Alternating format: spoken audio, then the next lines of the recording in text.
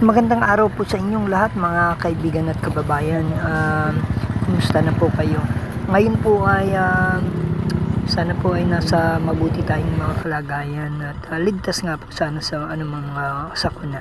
Alam niyo ho, ito po nangyayari ngayon sa Senado, lockdown, at kung saan po ay nagsimula po ito ng magkaroon ng panibagong desisyon ang mga kasenadora natin na magpalit o magkaroon ng bagong Senate President mula sa pagiging Senate President ni Tito Soto at sa pangungunan nila ni Ping Lacson. Nakikita naman natin po yan ay ngayon ay binaliktad po nila ang Senado sa mga maka Duterte Black at meron pong sumama sa kanila yung mga Villar po at kaya nakuha po nila yung botong 13 at 9 naman po yung kontra at 2 po yung nag-abstain. At upang mapalitan po ang bagong liderato ng Senado at ngayon po ay hindi na si Tito Soto kundi si Senador Alan Peter Cayetano na po. Siyempre dumating po dito at may mga umaasa at merong walang inaasahan na darating nga po si Bato de la Rosa at siya po ay bumoto rin na pabor siya sa panibagong Senate President na kanyang kakampi rin. So maraming haka-haka na naghinala at dinidiin nila na kaya magbabagong liderato at majority sila ngayon, pipigilan nila yung tangkang pag-aresto kay Bato de la Rosa. So na may kaso sa ICC at tangkang hulihin na rin siya at dalhin di umano sa The Hague kung saan nandoon at nililitis na po si Presidente Rodrigo Duterte, dating presidente, at di umano ay malaki ang kanyang partisipasyon at siya daw ay siyang tagapagpatupad ng lahat ng utos ni Duterte kaugnay sa war against crime against humanity na maraming namatay sa mga drug war nila sa Pilipinas. Inuutos daw din ni Duterte kay Bato de la Rosa ang yung mga pagpatay na iyan at kaya't dapat dalhin din daw sa The Hague si Bato de la Rosa dahil siya ay may kaso rin doon na kinakaharap kaugnay nitong crimes against humanity. Gamat ang kampo ni Duterte at pati itong kay Bato de la Rosa ay talagang tinatanggi nila. So ngayon ay tinatangka pa rin ng NBI nung pagbabalik niya sa Senado at yung mga oras na iyon ay nagkaroon ng habulan bago siya nakapasok sa plenaryo ng pagbobotohan o ng sesyon at siya di umano ay nasaktan, nasugatan at sa pagtanggi niyang siya ay arestuhin ng 2 NBI agents sa babae at naghabulan nga po doon sa may mga hagdan sa pasilyo. At pagpasok niya sa plenaryo, kinwestiyon niya at ganoon din ang kanyang mga kasamahan na pabor sa kanya ang ginagawang ito ng NBI na wala namang di umano ay pag-coordinate kay siyempre sa bagong Senate President na si Alan Peter Cayetano, pero na-coordinate daw di umano ito ni NBI Director Melvin Matibag kay naunang Senate President Tito Soto. So alam daw nila lahat itong gagawin nilang pag-aresto. In fact doon pa di umano sila kumain sa opisina. Yun ang ayon kay Amy Marcos, senadora. So napakahalaga naman po itong ating babanggitin, okay? At hanggang ngayon po ay tinatanggihan ni De La Rosa na sumuko ng mahinahon sa mga NBI na nagsaserve ng warrant ng ICC at kasama pat pinangungunahan ito ni dating senador na Trillanes, okay? Antonio. O itinanggi na rin ni Presidente Bongbong Marcos yung kanilang kinalaman dyan. At alam na natin yung mga kagabi, hapon, yung mga pangyayari dahil sa mga sesyon ng Senado ay di umano may balitang tatangkain siyang kukunin at so bali naghahanda sila at di umano hindi naman nagpupumilit ang NBI dahil nakipag-usap na sila kay Senate President Alan Peter Cayetano na hindi nila pipiliting kunin ngayong mga panahong ito si Bato de la Rosa sa Senado. Kaya't maraming mga supporters ng Maka Duterte na naniniwala kay Bato de la Rosa ang nagpunta po sa Senado at nag-vigil o nag-rally sila, at nandun din ang mga kapulisan ng ating bansa upang siguruhin lang daw ang kapayapaan at hindi para dakpin itong si Senador Bato de la Rosa. Maanghang na salita na bato o ng tubig at kung anong pinagsasabi kay Senador Tito Soto nung siya ay lumabas.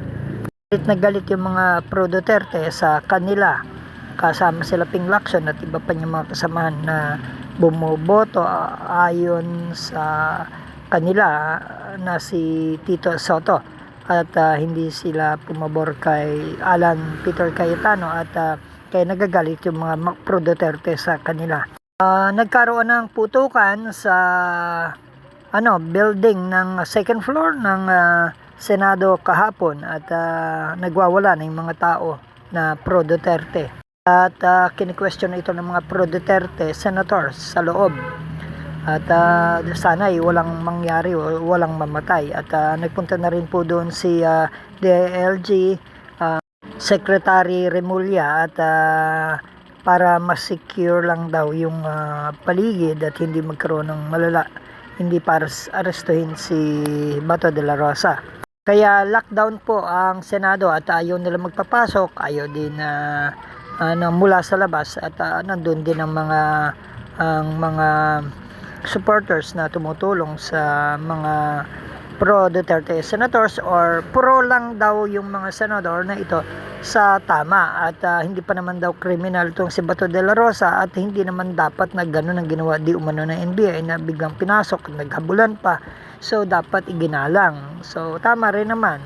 At sana makabalangkas kung paano, kung gugustuhin nilang talagang i-aresto, sa maayos at malinis at mapayapang paraan. Siyempre maraming talagang nagagalit sa mga pro Duterte na mga pro Marcos o pro na o hindi man pro Marcos, o yung pro na sila ay maimbestigahan itong si at makasuhan madala sa DEHE, ito si De La Rosa, yung mga victims ng mga pamilya. So gusto nila maigawad yung warrant of arrest. Marami pa hong mga pangyayari, siyempre mga kasundaluhan, Marines pumasok na doon at magkaroon ng putukan di umano, merong napaghinalaan na nagpanggap na media. So ganyan ho ang nangyayari kapag meron tayong gustong o hindi gusto ang mga supporters ng mga, kahit nga nung time ni Erap, 'di ba, yung mga supporters niya ayaw po siyang mapababa, 'di ba? Di nagralihan, ganun din. Nung time din ni Marcos, ang pinabababa si Ferdinand Marcos Sr., 'di ba? Mayroon siya mga loyalista sa kanya, 'di ba? So against doon sa mga pro Cory, pro Aquino, 'di ba? So ganyan yung iba may mga hakot-hakot pa. Kaya ganyan po ang nangyayari sa ating bansa. Totoo na may supporters ang kabila, may supporters ang kabila. Paano malulutas yan? Election lang doon lamang. Pero may mga gustong ipatupad na dapat maipatupad, yung gaya ng yun nga, yung kaso sa DEHE na sa International Criminal Court na dapat crimes against humanity na kaso nila Bato de la Rosa ay nauna nang dalhin si dating Presidente Rodrigo Duterte doon at nililitis. Ayaw naman ng iba yung ganyang gawain, tinututulan. Pero tayo naman daw ay kasapi dyan, kaya ang ating bansa, kaya dapat tayong sumunod, sabi ng NBI at ng mga ayaw sa Duterte, o mga doon lang daw sa tama sila. Dapat panagutin daw sa mga pagpatay at sa gandun kay Sara, kaya ini-impeach. So masyado magulo at chaos at away-away ang ating bansa. Dahil hati din ho. Maraming mga kababayan natin ang parehong galit naman ho sa mga pro Duterte at sa mga Maka Marcos at kung sino pang alipores nila, dahil wala rin naman nangyayari. Talagang mga nagyayaman yung mga korap na mga mambabatas, binibigyan ng mali-maliitang pera. Oh, 'di ba? Diyan naman ho talaga nagsisiyaman din yung mga korap, yung mga korap na senador at mga congressman na talagang nabibigyan ng mga nakaupong korap, parang ganun, 'di ba? Kaya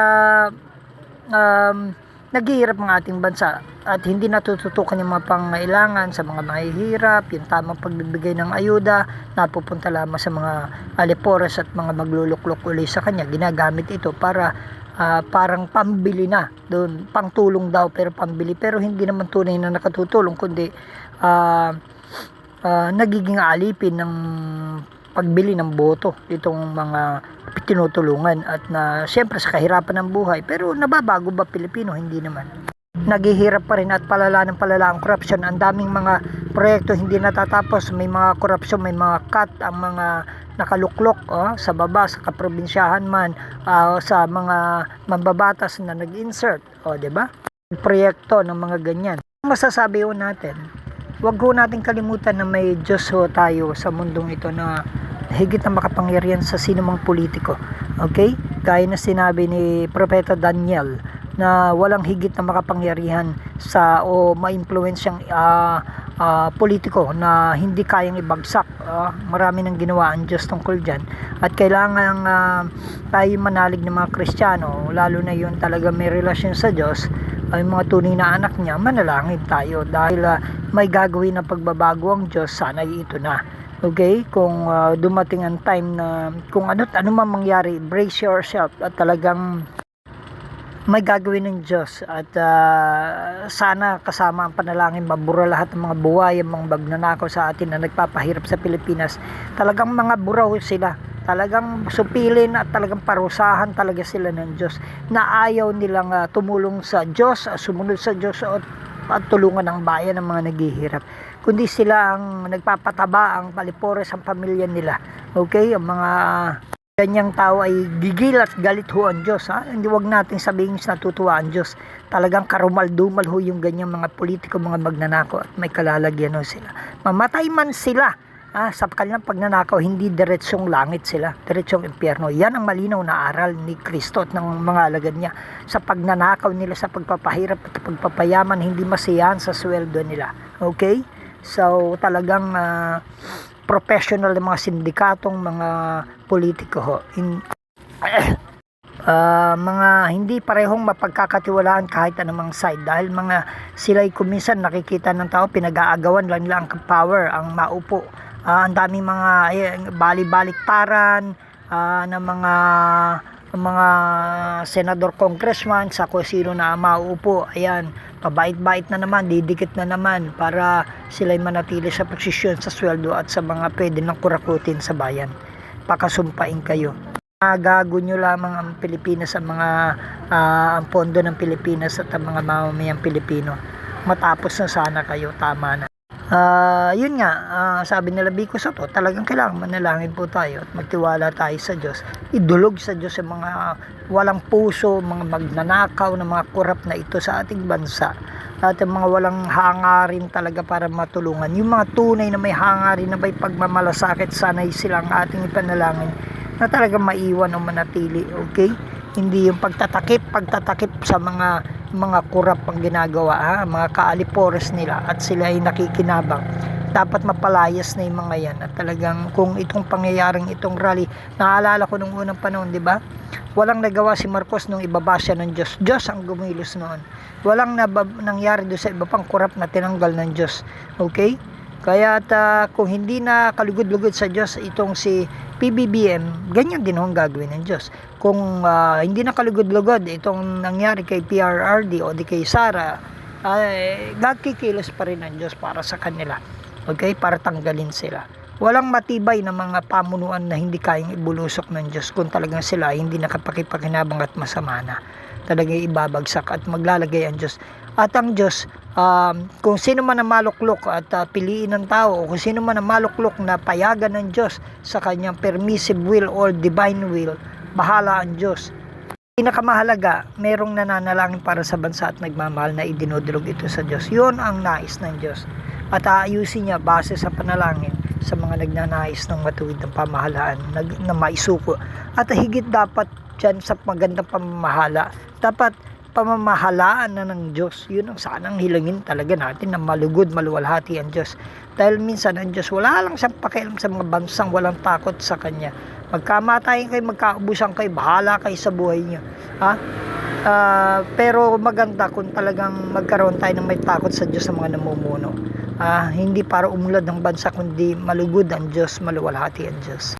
Pag giniling nating malagyan tayo ng mga hindi korap na mga mayor, governor, congressman, senador, mga yung tanggapan ng mga pamahalaan natin, mga ahensya, ay magkakaroon ng mga kawalan ng korupsyon, masusupil, makukulong yan sa pagkakaroon ng mga mabubuting leader. Meron tayong mga talagang ihilingin natin, bigyan tayo ng presidente talagang may takot sa Diyos. Hindi ko sinasabing si Vico Soto, pero sana o mga katulad nila Sol Aragones, yung talagang hindi pababahid politika at talaga yung may takot sa Diyos, mahal ang Diyos at gustong maitanyag ang Diyos sa bansang ito. So wala namang masama doon. Pero pag ganyan na nangyari, talagang doon magsisimula ng pag-angat at tutulong ang Diyos. Pero kung tayo hindi maninikluhod, di natin kikilalanin ang ating kawalan ng Diyos at tunay kung wala tayong relasyon, di talagang hanapin natin ang Diyos. At pag ang Diyos ay pinandinilig niya ang panalangin mo dahil anak ka niya, ayun ang mahalaga. Huwag natin akalain hindi kikilos, walang Diyos na nangyayaan na gumaganap sa mundong ito. Meron ano't anuman mangyari, yung mga walang relasyon sa Diyos, yung mga walang Diyos talaga sa buhay nila, kung ano man mangyari sa kanila, and pinayagan na lamang yun ng Diyos, no? Dahil matitigas ang ulo, dahil yun ang gusto nila. Pero pag talagang pinaghari ang Diyos sa buhay ng tao, God will protect yung mga tao, mga kanya na. Pero yung hindi pa kanya talaga, walang protection ng Diyos. Whatever, kung ano man mangyari sa ating bansa, hinahayaan ng Diyos. Pero kung meron talagang mahihiling na talagang pagharian ng Diyos ang ating bansa, kikilos ang Diyos. Kung hindi ho natin paghahariin ng Diyos, diablo ang maghahari sa ating bansa kasama mga alipores na ginagabayan niya, ng mga korap ng mga magnanakaw, ng mga nanunungkulan sa ating pamahalaan. Kaya bumubulusok tayo. Sa NSK News ng NSK TV Channel, Narciso Co reporting.